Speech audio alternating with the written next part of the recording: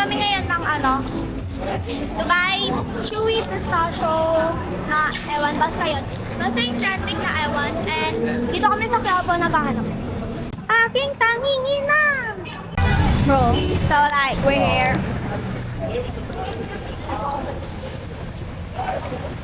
Charan! Ayan yung 5 and 2 Coffee House. Tapat lang sila. Ito yung Quiapo Church. Tapos may tulay dito. Dito may sakayan ng mga upper view. Tapos may isa pang tulay doon.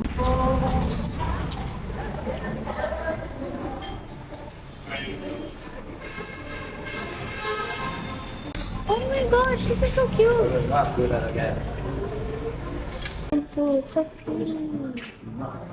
No straw, no problem. We're going strawless to help Mama Earth. Sip, smile, and save the planet with us. Oh, cute. Look at that. Hi.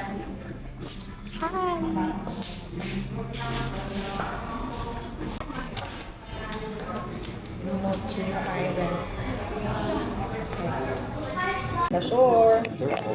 Wait. Ang galing mo lagyan mo ba? Yung ba? Gusto naman.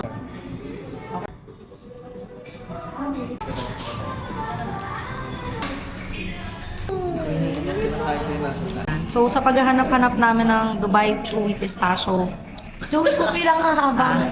ang haba kasi. Basta yun. Basta yung trending. Meron sila dito sa 5 and 2 Coffee House sa may Quiapo. So, ito siya, oh. Yan. Ayan. 5 and 2 Coffee House. Coffee house?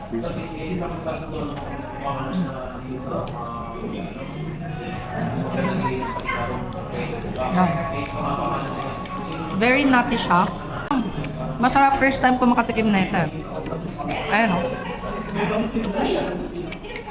In fairness, how much daw ito, guys? 149. 149 pesos siya. Worth it, mataba. Worth it kasi malaki siya. Tapos yung, basta punong-puno, oh. Pwede na kain. Ayan. Ang daming laman. Kinait na.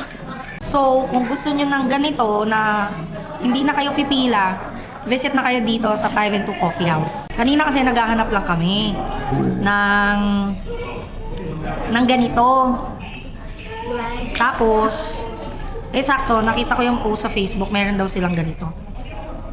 Ayan, pumunta kami. 149 pesos lang.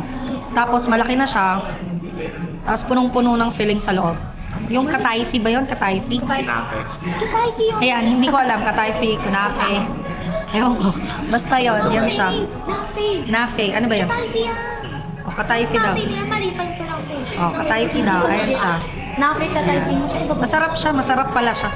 Yan.